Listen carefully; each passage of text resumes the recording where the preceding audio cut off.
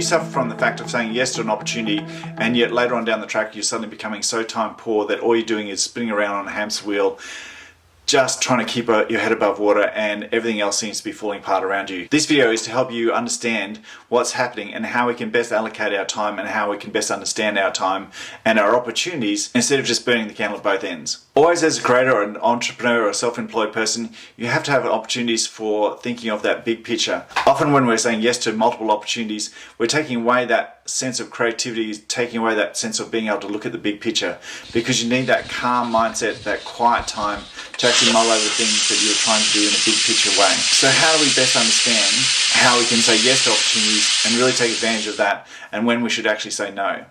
The first thing to understand is what we call the iceberg yes. In other words, when someone gives us an opportunity and they say, this is a date that we'd like you to give you a presentation in 3 weeks time or a month's time, and it's only 2 hours, and you think, yep, I can squeeze that in, that's fantastic. The iceberg of that effect is, it's 3 hours, shiny thing, wonderful opportunity, how fantastic is that? Isn't it wonderful my work is being recognized? However, when you look down below the horizon, there's so much more to that 2 or 3 hour period that you may be of just the presentation.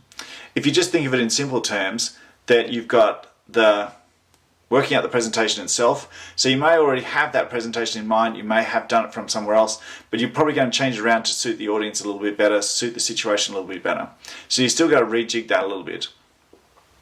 You've got whatever travel is going to be involved, and also making sure you've got a leeway for all the things that can go wrong on that trip.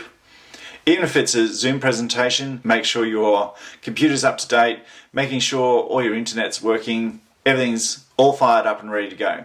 All those things sometimes take a little bit longer than you expect.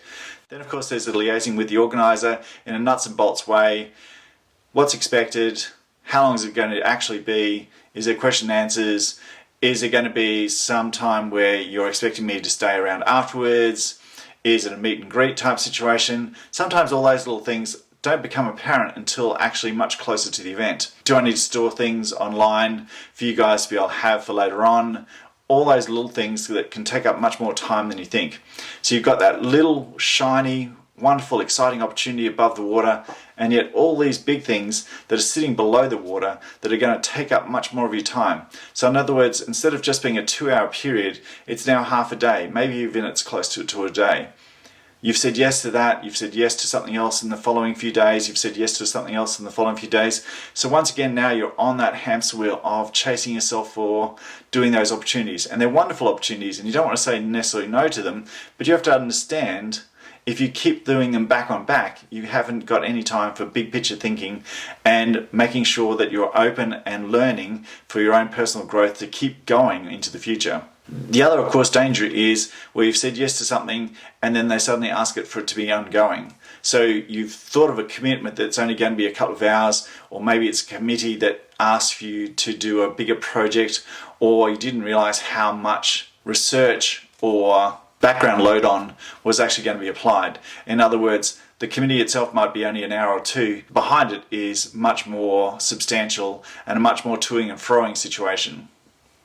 All these things can take us away from that fact of what's my growth looking like? Where do I actually want to see myself in 1 or 2 years' time? Limiting the amount of times that you say yes rather than just a blanket yes straight away can actually serve you much better, because it gives you more time to give a better presentation on 2 of the presentations instead of doing 5 presentations.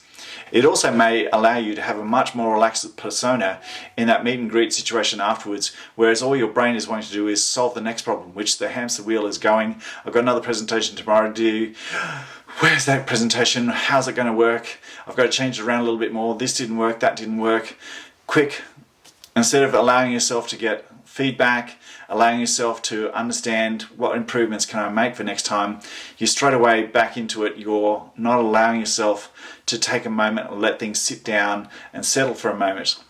So the iceberg yes is a really important understanding of how to better manage your time and how to better manage your opportunities, rather than just saying blanket yes, I'll try and cram it in and crush it all together.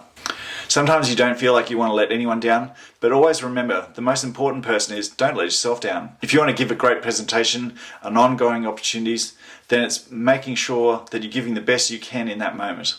Look past just that little shiny dot on the horizon that says welcome to this opportunity. Look at all the things that are going to be underpinning that opportunity and making sure you're allowing time, and maybe making sure if you do want to do 2 or 3 of those opportunities in a row, that you make sure you say no to a few other little things that clear the decks a little bit more than you think you would normally. So it's not that you have to say no to an opportunity, it's making sure you understand the process leading up to it, or sometimes importantly between it, to making sure that you give yourself the best opportunity of making a good impression for yourself. And this of course makes you feel much more self-confident and much more in touch with your own values and your own ability to present yourself well. This is an excellent reminder. If we have a team, use the team. Sometimes we don't delegate very well. Sometimes we hope people will somehow take up the slack. Whereas if you're in a team environment, this is the time to actually utilize that team to make sure things that don't have to be done by you don't need to be done by you.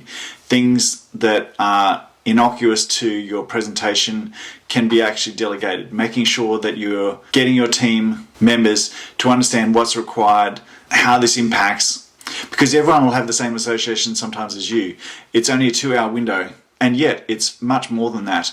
So getting your team to understand that and making sure they liaise with you on different situations, making sure that sometimes that during this time that you won't be contactable, that you're going to be working on this project exclusively. These sort of conversations really help stop that martyr complex, and also making sure people understand where your time is going and how much time is being used by this one project. It helps solve the problem of people not taking up slack or expect to take up slack but they have been told to. It stops those 3-way triangles happening, whereas when you're talking to someone directly and making them understand what your work commitments are and what their work commitments are.